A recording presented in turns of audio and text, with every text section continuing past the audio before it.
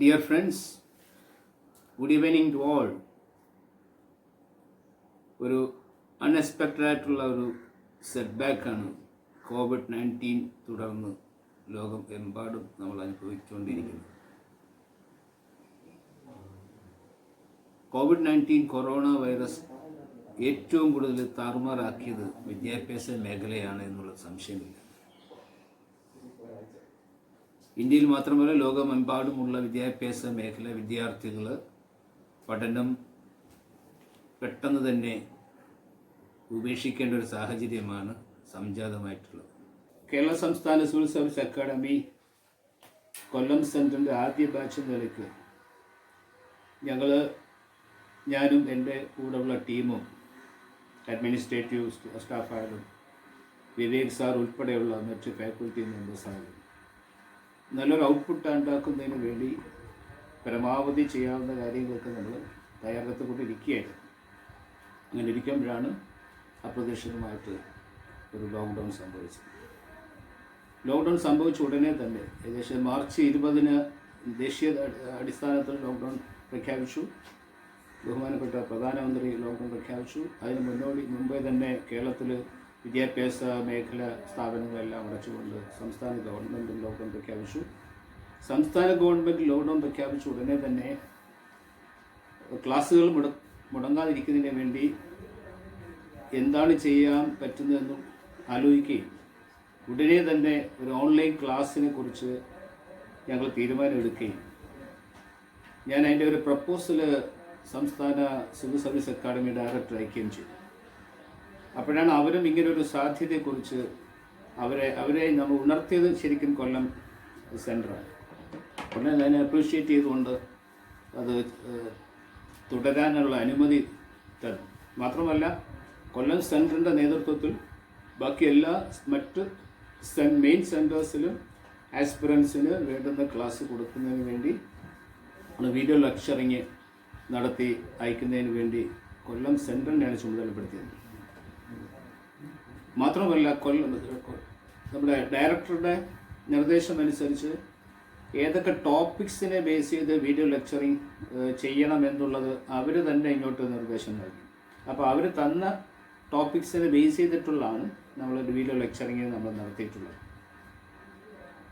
Video lecturing എല്ലാവർക്കും കിട്ടുന്നതിന് വേണ്ടി എല്ലാവർക്കും നമ്മൾ മെസ്സേജ് അയക്കുകയും മെയിൽ അയക്കുകയൊക്കെ ചെയ്തു. നിർഭാഗ്യവശാൽ കുറേ പേർക്ക് അതിൻ്റെ മെസ്സേജ് കമ്മ്യൂണിക്കേഷൻ ഗ്യാപ്പ് വന്നു എന്നുള്ളത് പിന്നീട് എനിക്ക് മനസ്സിലാക്കാൻ സാധിച്ചിട്ടുണ്ട്. നമ്മളിതുവരെയ്ക്കും ഒരു 48 വീഡിയോ ലെക്ചറിങ് ആണ് നടത്തിയിട്ടുള്ളത്. ഏതെങ്കിലും കാരണവശാൽ ഈ വീഡിയോ ലെക്ചറിങ് കിട്ടാതെ നിന്നിട്ടുള്ളവർക്ക് നിരാശപ്പെടേണ്ട കാര്യമില്ല. ആ വീഡിയോ ലെക്ചറിങ് എല്ലാം ഡൗൺലോഡ് ചെയ്ത് കേൾക്കാവുന്നതാണ്. പ്രത്യേകിച്ച് ജിയോഗ്രഫി, ഇൻ്റർനാഷണൽ പോളിറ്റി, അതുപോലെ തന്നെ international relation, economics, science and ടെക്നോളജിയിൽ കുറച്ച് ഭാഗം, എത്തിക്സിൻ്റെ കുറച്ച് ഭാഗം, ഈ ഏരിയ ആണ് ബേസിക്കായിട്ട് നമ്മൾ ഈ 48 വീഡിയോ ലെക്ചറിങ് നടത്തിയിട്ടുള്ളത്. പക്ഷേ ആ വീഡിയോ ലെക്ചറിങ് മറ്റ് സെൻറ്റേഴ്സിൽ നിന്നും തിരുവനന്തപുരത്തു നിന്ന് ഫലപ്രദമായിട്ട് എത്തിക്കാൻ കഴിഞ്ഞില്ല എന്നുള്ളത് പിന്നീട് മനസ്സിലാക്കിയുണ്ടായി. പിന്നെ കൊല്ലം സെൻറ്ററിൻ്റേതായിട്ട് എല്ലാ ആസ്പിറൻസിനെയും ലൈവായിട്ട് നിർത്തിക്കൊണ്ട് പ്രൊമോട്ട് ചെയ്യുന്നതിൻ്റെ ഭാഗമായിട്ട് online live class mission mains എന്നും പറഞ്ഞ് നമ്മൾ വിവേക സാറിൻ്റെ നേതൃത്വത്തിൽ മെയിൻ്റെ ക്ലാസ്സുകൾ ഒരു 7ഓളം ലൈവ് ക്ലാസ് ഓൺലൈൻ ക്ലാസ് നടത്തി. അതുപോലെ തന്നെ online live class for current affairs ഒരു 4 കറണ്ട് അഫേഴ്സ് ബേസ് ചെയ്തിട്ട് ഓൺലൈൻ ക്ലാസ് നടത്തി. അതുപോലെ തന്നെ പ്രിലിംസ് ടെസ്റ്റിന് ഓൺലൈൻ ക്ലാസ് ആയിട്ട് ഒരു 12ഓളം ഓൺലൈൻ ക്ലാസ് നടത്തി. അപ്പോൾ അത് മാത്രം തന്നെ ഒരു 23 ഓൺലൈൻ ക്ലാസ് കൊല്ലം സെൻറ്ററിൻ്റെതായിട്ട് രീതിയിൽ നമ്മളിവിടെ സംഘടിപ്പിക്കേണ്ടായി. പിന്നെ ടെസ്റ്റ് സീരീസിൻ്റെ കാര്യത്തിൽ പ്രിലിംസിനെ ബേസിൽ ഒരു 37ഓളം ടെസ്റ്റ് സീരീസ് നമ്മൾ ഓൺലൈനായിട്ട് നടത്തിയിട്ടുണ്ട്. അതുപോലെ ഡിസ്കഷൻ അത് തുല്യമായിട്ട് ഡിസ്കഷൻ സെഷൻ നടത്തിയിട്ടുണ്ട്. പിന്നെ മെയിൻ എക്സാമിനേഷൻ മെയിൻ പേപ്പേഴ്സിനെ ബേസ് ചെയ്ത് 8ഓളം ടെസ്റ്റ് നടത്തിയിട്ടുണ്ട്. അപ്പോൾ ഒരുപക്ഷെ ഈ അവിചാരിതമായിട്ട് ലോക്ക്ഡൗൺ സംഭവിച്ചത് ഞാനും മറ്റെല്ലാ ഇതുമായി ബന്ധപ്പെടുന്ന അക്കാഡമിയുടെ ഡയറക്ടർ ഉൾപ്പെടെയുള്ള ഇവരുടെ പൊതുവായ ഒരു തോന്നൽ, ഇതൊരു പക്ഷേ വർക്ക് ചെയ്തുകൊണ്ടിരിക്കുന്ന ആസ്പിറൻസിനെ സംബന്ധിച്ച് കിട്ടിയൊരു അനുകൂലമായൊരു സാഹചര്യമായിട്ടാണ് ഞാൻ. ഈ അനുകൂലമായ സാഹചര്യം എങ്ങനെയെന്ന് വെച്ചാൽ നമുക്ക് മെയ് മാസം 31 പ്രിലിംസ് എക്സാം നടക്കേണ്ടിയിരുന്നതാണ്. അത് മാറ്റിവെച്ചു. UPSC നടത്തിക്കൊണ്ടിരുന്ന ഇൻ്റർവ്യൂ മാറ്റിവെച്ചു. ഇൻ്റർവ്യൂ കുറച്ച് നടക്കുകയുണ്ടായി. നമ്മുടെ വിവേക് സാർ ഉൾപ്പെടെ പങ്കെടുത്തു. എക്സാം ഷെഡ്യൂൾ മൊത്തത്തിൽ മാറ്റി വീണ്ടും ഷെഡ്യൂൾ ചെയ്തു. ഒക്ടോബർ മാസം 4-ാം തീയതി ആദ്യം ഈ വർഷത്തെ 2020 പ്രിലിംസ് ഷെഡ്യൂൾ ചെയ്തിരിക്കുക. അത് മാറ്റം ഉണ്ടാകാൻ ചാൻസ് ഇല്ല. 99% അത് ഷെഡ്യൂൾ ചെയ്ത് കഴിഞ്ഞു. അതിൻ്റെ മുന്നോടിയായിട്ട് ബാക്കി ഉണ്ടായിരുന്ന ഇൻ്റർവ്യൂ കംപ്ലീറ്റ് ചെയ്തുകൊണ്ടേയിരിക്കുന്നു. ഓഗസ്റ്റ് 7 കൂടി ആ ബാച്ചിൻ്റെ റിസൾട്ട് പുറത്തു വരാൻ പോവാണ്.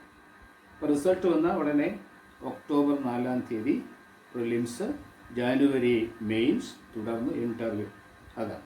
അപ്പോൾ അടുത്ത വർഷത്തെ ബാച്ച് സ്വാഭാവികമായിട്ടും ചിലപ്പോൾ അല്പം ഡിലേ ചെയ്ത് പോകാം. പക്ഷേ നിങ്ങളെ സംബന്ധിച്ച് ഓരോരുത്തരോടും പ്രത്യേകിച്ച് എനിക്ക് അഭ്യർത്ഥിക്കാനുള്ളത്, നമുക്ക് മെയ് മാസം മുതൽ ഇങ്ങോട്ട് കുറേ അധികം സമയം കിട്ടി.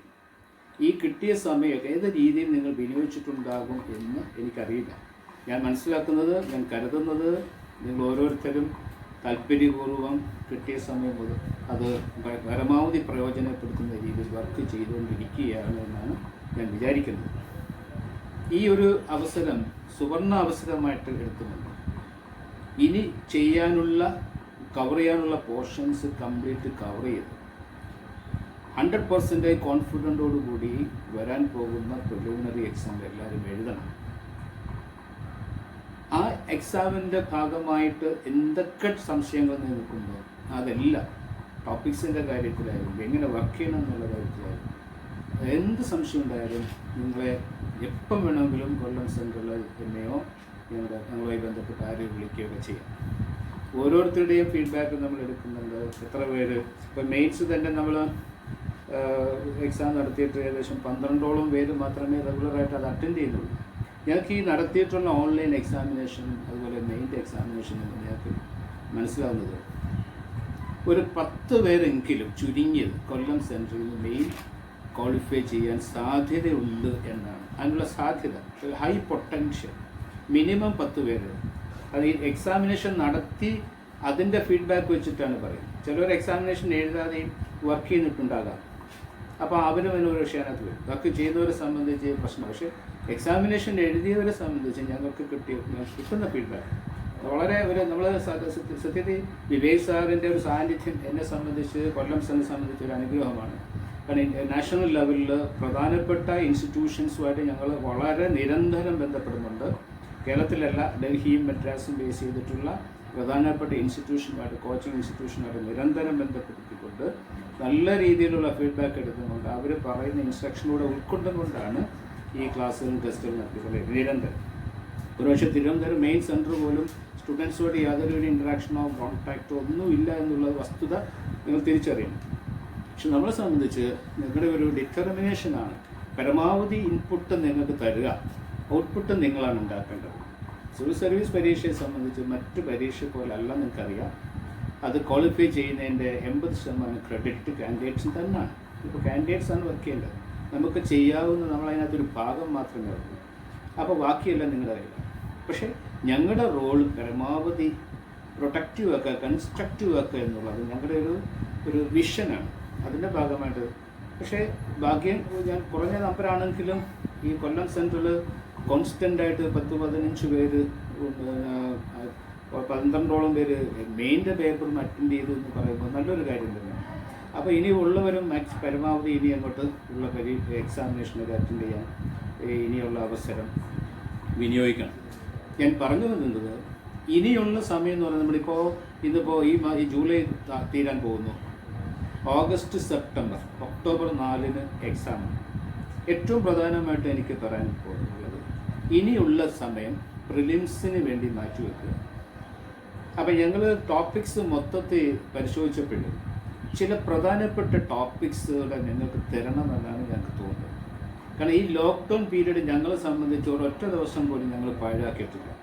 ഞങ്ങൾ ചെയ്തത്, കൊല്ലം സെൻറ്റർ ചെയ്തത് 2014 മുതൽ ഇങ്ങോട്ടുള്ള 2019 വരെ UPSC പ്രിലിംസിനും മെയിൻസിനും ചോദിച്ചിട്ടുള്ള ക്വസ്റ്റ്യൻസ് എടുത്ത് വെച്ചിട്ട് ഈ ക്വസ്റ്റ്യൻസ് എല്ലാം വളരെ സയൻറ്റിഫിക്കായിട്ട് അനലൈസ് ചെയ്തു. അത് വിവേക് സാറിൻ്റെ നേതൃത്വത്തിൽ ഞങ്ങൾ അനലൈസ് ചെയ്തു. ഈ ക്വസ്റ്റ്യൻസ് എല്ലാം അനലൈസ് ചെയ്തിട്ട് ഏതൊക്കെ ഏരിയയിൽ നിന്നാണ് ക്വസ്റ്റ്യൻസ് ചോദിച്ചിട്ടുള്ളത് എന്നുള്ളത് വ്യക്തമായ ശരിക്കും സയൻറ്റിഫിക് സ്ട്രാറ്റജി വെച്ചിട്ട് അനലൈസ് ചെയ്തിട്ട് അതിൻ്റെ അടിസ്ഥാനത്തിൽ ഞങ്ങളൊരു സിലബസ് ഡെവലപ്പ് ചെയ്തെടുത്തു. ഒരു പക്ഷേ ആ സിലബസ് ഞങ്ങൾ strategy to win civil service exam എന്ന രീതിയിൽ ഒരു പുസ്തക രൂപേണാക്കി കഴിഞ്ഞു. Strategy to win civil service exam. അപ്പോൾ ഓരോ സെൻറ്ററും ഇങ്ങനെ ഒരു സ്റ്റഡി ഞങ്ങൾ 2 മാസത്തോളം 2-2.5 മാസത്തോളം അതിനു വേണ്ടി സ്റ്റഡി നടത്തി. എന്നിട്ട് അതിരുന്നിട്ട് അനലൈസ് ചെയ്ത് അതിൻ്റെ അടിസ്ഥാനത്തിൽ ഡീറ്റെയിൽഡ് സിലബസ് ജനറൽ സ്റ്റഡീസിൻ്റെയും എസ്സേയും അതുപോലെ തന്നെ CSAT ഉൾപ്പെടെ ഓരോന്നിൻ്റെയും ഡീറ്റെയിൽഡ് സിലബസ് നമ്മൾ ഡീറ്റെയിലായിട്ട് എഴുതി സ്പെസിഫിക് ആയിട്ട് ഓരോ സിലബസിൻ്റെ കമ്പോണൻറ്റും എഴുതിക്കൊണ്ട്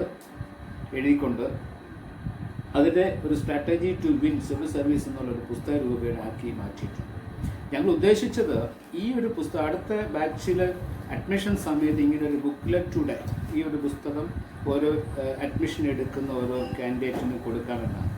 പക്ഷെ നിങ്ങൾക്ക് ഇതിൻ്റെ ഈ സ്ട്രാറ്റജി ടു വിൻ എന്നുള്ള ഈ ഒരു ഗൈഡ് ലൈൻസ് ഞങ്ങൾ വിചാരിക്കുന്ന ഒരു പ്രോപ്പർ ഗൈഡ് ലൈൻസാണ്. ഈ ഗൈഡ് ലൈൻസ് അനുസരിച്ച് മാത്രം വർക്ക് ചെയ്താൽ തീർച്ചയായിട്ടും അത് ക്വാളിഫൈ ചെയ്യാൻ സിവിൽ സർവീസ് എക്സാമിനേഷൻ ക്വാളിഫൈ ചെയ്യാൻ സഹായകരമാകും എന്നുള്ള സംശയമില്ല. കാരണം ഞങ്ങളതിനെ ആ രീതിയിലാണ് വർക്ക് ചെയ്തിരിക്കുന്നത്. അതിൻ്റെ ഡീറ്റെയിലായിട്ട് ആ ഒരു സോഫ്റ്റ് കോപ്പി ആയിട്ട് എല്ലാവരുടെയും മെയിലിലോട്ടോ അല്ലെങ്കിൽ വാട്സപ്പിലോട്ടോ നമുക്ക് തരാം. അപ്പോൾ അതുകൂടെ വെച്ചും കൊണ്ട് ഇനിയുള്ള 2 മാസം പൂർണ്ണമായിട്ടും ഡെഡിക്കേഷൻ ചെയ്ത് വർക്ക് ചെയ്യണം.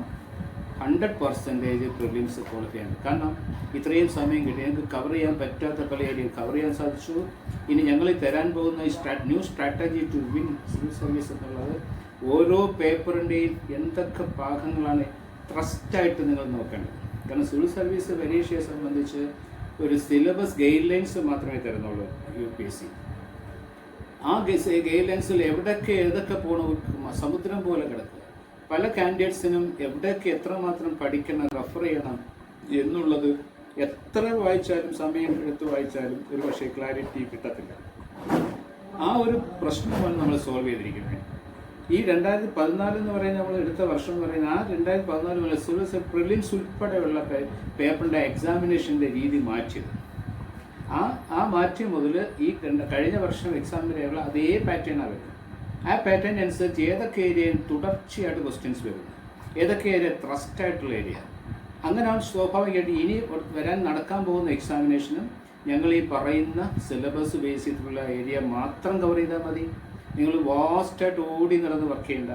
സ്പെസിഫിക്കായിട്ട് നിങ്ങൾക്ക് അതിലോട് മാത്രം ചുരുങ്ങിയതുകൊണ്ട് ഇനിയുള്ള സമയം വർക്ക് ചെയ്ത് കഴിഞ്ഞാൽ തീർച്ചയായിട്ടും പ്രിലിംസ് അത് തുടർന്നുള്ള മെയിൻസ് നന്നായിട്ട് എഴുതാൻ പറ്റുമെന്ന് സംശയമില്ല. അപ്പോൾ അത് എല്ലാവരുടെയും വാട്സപ്പിലോ അല്ലെങ്കിൽ മെയിലിലോ അതിൻ്റെ ഒരു സബ്സ്റ്റാൻഷിയേറ്റ് ചെയ്തുള്ള ഔട്ട്ലൈൻ സിലബസിൻ്റെ ഓരോ പേപ്പറിൻ്റെ സിലബസിൻ്റെ ഭാഗം നിങ്ങൾക്ക് സോഫ്റ്റ് കോപ്പി ആയിട്ട് തരാം.